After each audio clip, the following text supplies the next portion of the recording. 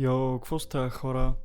В днешното видео ще направим една тренировка, или по-скоро ще имам коментар върху тренировката, която вече се случи.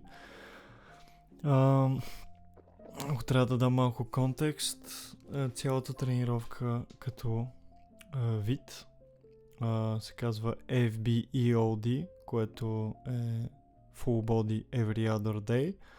И това значи, че в това, което днес ще гледаме, ще тренирам цяло тяло в една тренировка.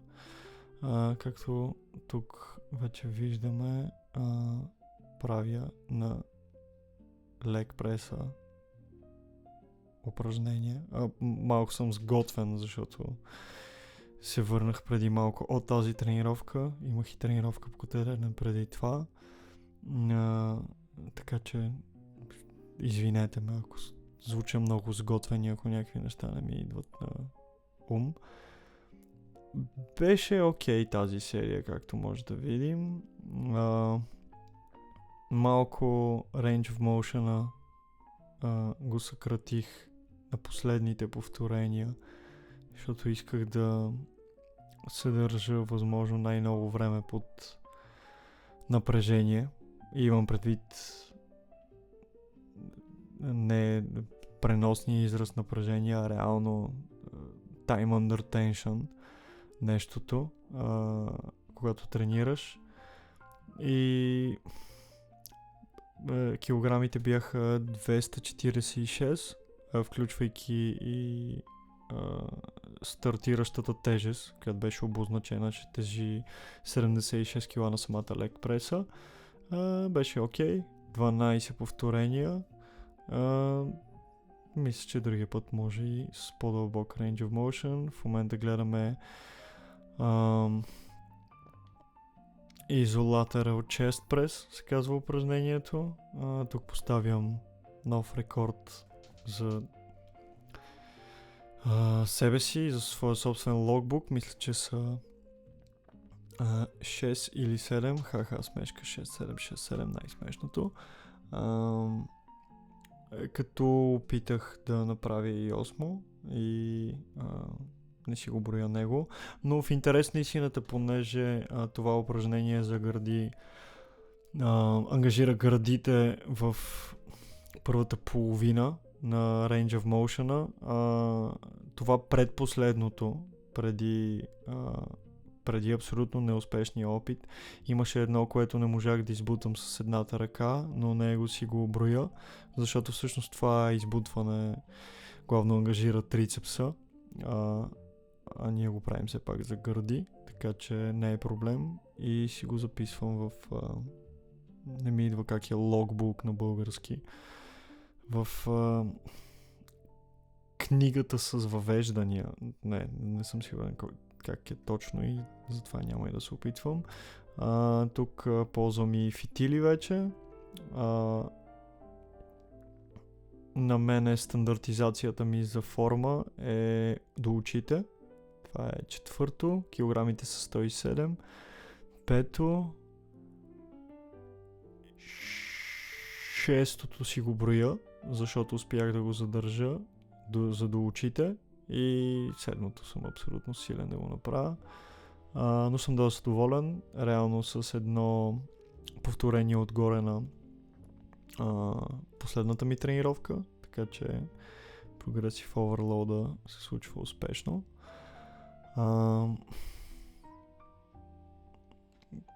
Нещо, което не знам дали често хората се замислят, но Progressive Overload не е показно за покачване на силата, а по-скоро е отражение на адаптация. Не знам с какво се опитвах да кажа, четох наскоро по интересен начин формулирано какво е Progressive Overload и това ми развали концепцията, която преди имах, която беше малко наобратно. Но забравих как да го формулирам, така че малко съм сготвен, малко съм тъп. Тук, както виждаме, с The Chest Supported Row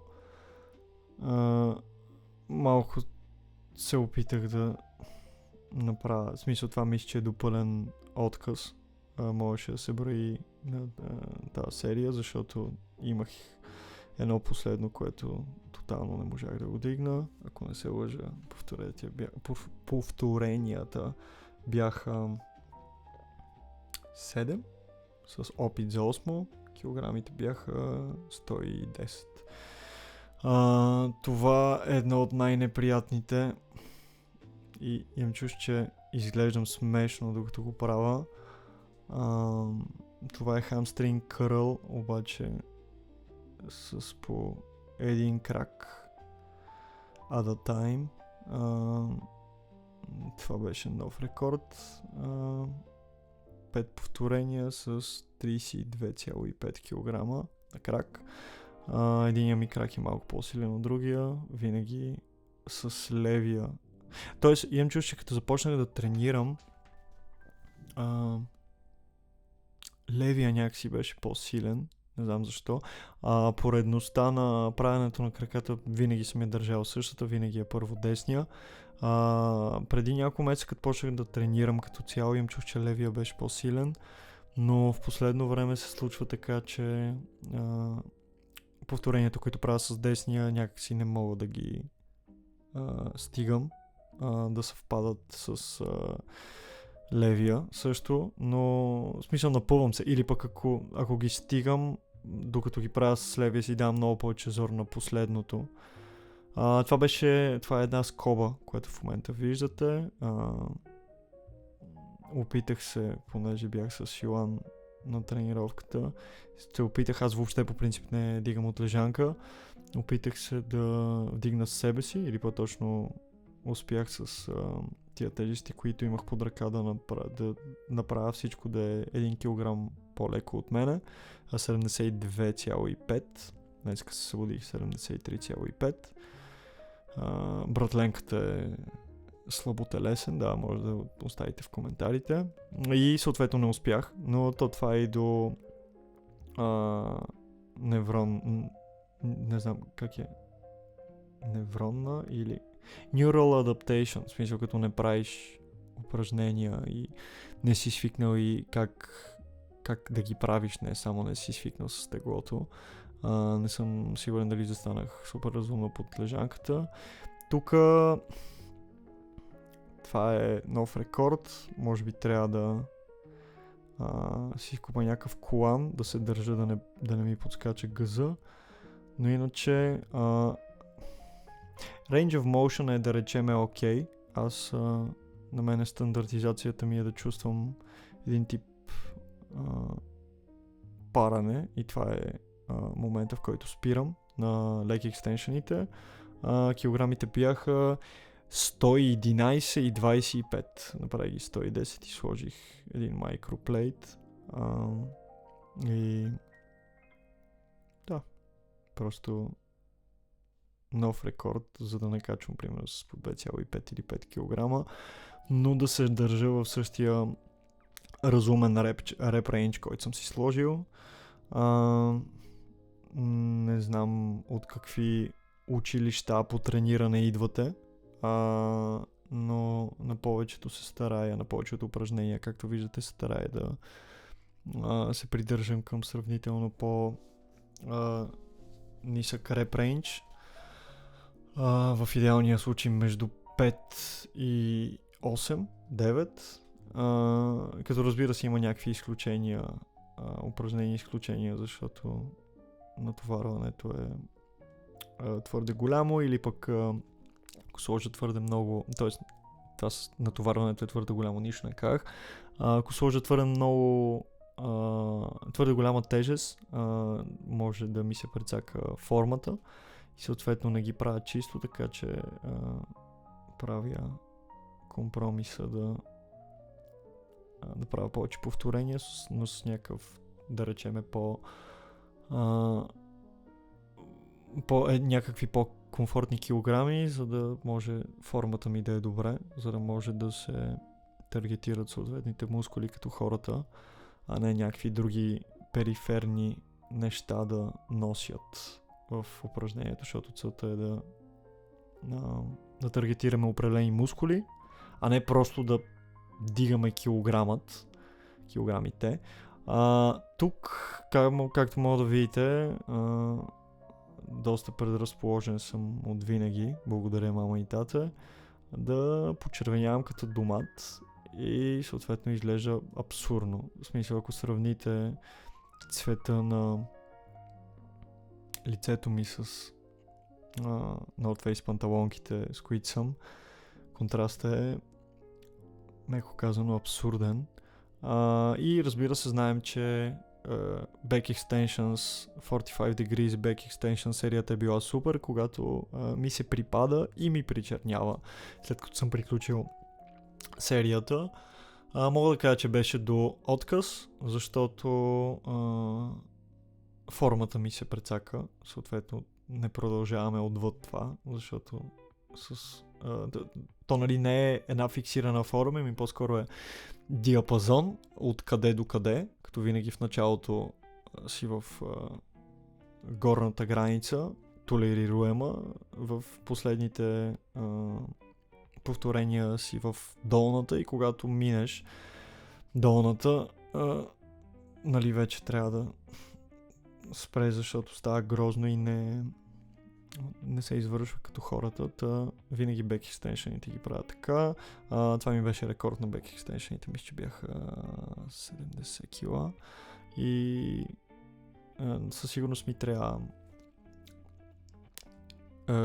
по самата машина, в която се вкарвам краката и бедрата, ми трябва да е по-висока, защото както видяхте трябваше да си сгъвам поради дългите ми ръце, да си сгъвам ръцете, за да не ударя щангата пода. Докато япвах, минаха едни латерал рейзове. Нищо особено, с по 9 кг в ръка беше. И мисля, че направих около 10 или 11. Реп-рейнджа ми за тях е малко по-висок, защото с високи килограми е по-трудно и формата е гадна от първите опити, от първите повторенията. Правя с 9 в момента. Реп-рейнджа е между 10 и 15. Това за първ път го правя. Това е Seated Cable Chest Fly. Беше окей. Мисля, че направих 4 или 5. Никога не съм правил преди. Тия килограми бяха да опипам почвата с тях и в крайна сметка нацелих не лоши килограми. Тъпото е, че на тази кабелна машина скоковете в килограмите са твърде големи. Не тези, които ползваха долните килограми, бяха твърде леки и тези, които бях избрал, бяха твърде тежки. Ако имаше междинка, щях да избера нея. Това, което реших да направя след това е, както виждате, на хамър кърлове. Проблема ми с хамър кърловете е, че избрах да анти-еголифтвам, защото, нали, по принцип еголифтването е да си избереш килограми, които са твърде тежки за избрания от теб реп-рейндж. В общия случай, нали, не можеш да достигнеш долната му граница.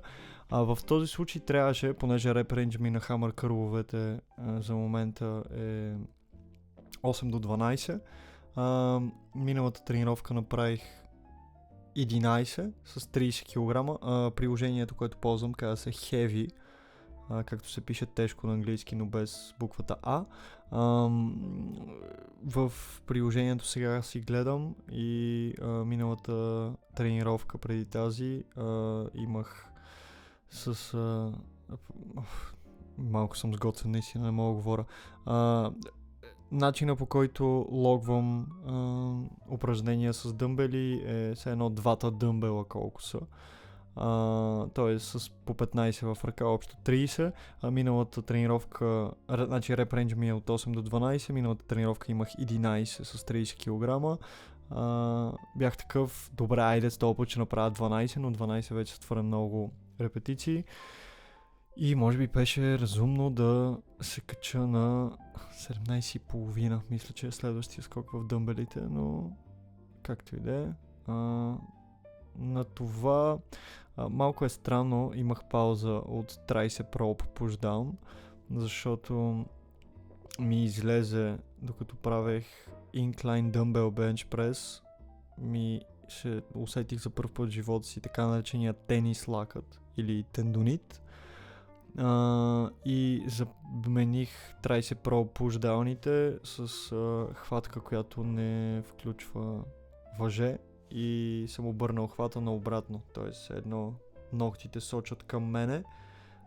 Все едно правя нещо за бицепс, но нали пак тежестта, ползвам горната макара на кабела и свалям надолу, пак се таргетира трицепса. Просто избягвах да натоварвам лакътията. Не съм правил с въже и с този грип, който е обърнат, дето си гледам колко учетата от доста време, но мисля, че пак направих някакъв рекорд. Числата бяха... Забравих какви на Tricep Rope Pushdown, сега ще видя. 23 кг, 8 пъти. За това упражнение бях изключително тъп, не знаейки как работи огледалото, и си сложих камерата, така че да не се вижда какво правя. Но направих, може би е малко глупаво, едно след друго 2 трицепсови упражнения. По принцип си слагам между общи мускулни групи, си слагам някакви упражнения, които не включват дадената мускулна група, за да си почивам и за да може лимитиращия фактор да не е това, че съм правил серия за същия мускул предишната серия, но сега и направих back to back. Това, което не се видя и бях на крек и не бях сложил добре камерата, беше overhead tricep extension, на които също направих рекорд 15,8 кг 9 пъти. Това в момента, което виждате, е като leg преса, обаче calf преса, т.е. leg преса за пръстците. Реших да тренирам и пръстци, и тръпци също, за малко ще видите, защото искам тези full body workout наистина да бъдат full body. Не искам да имам някакви части от тялото, които са по-назад от други, и се старая да си програмирам тренировките, така че да обхващам всичко. Килограмите тук с включена тази началната тежест 76 кг, когато leg пресата е празна. С включени тези килограми направих за пръстци с 236 кг 23 пъти. При пръстците мога да си позволявам реп рейнджа да го дигам толкова високо, защото така си държа формата по-прилична и също не го правя твърде, в смисъл самото упражнение не е твърде сърдечно-съдово напрягащо твърде много, така че в някакви неща, които ги казвам на български за пръв път, звучат много смешно. Сърдечно-съдово, cardiovascular demand е това, което исках да кажа, но не прозвуча толкова добре, колкото ми се ще. И това е последното ми упражнение, което са такива повдигания на рамене, шръгове. Килограмите са 110 с включения барбел и малко ми свършва времето. Упражнението, което пропуснах, но мислех да правя, бях такъв, не ми се прави, са крънчове на кабелната машина. И да, малко е неловка позицията, имам чувство, че се уча да ставам по-добър в оралната любов към други мъже, което не ми е целта, и понякога не се чувствам добре. Малко ми е гей. Това е смешка, разбира се. И да, не съм сигурен колко често ще го правя.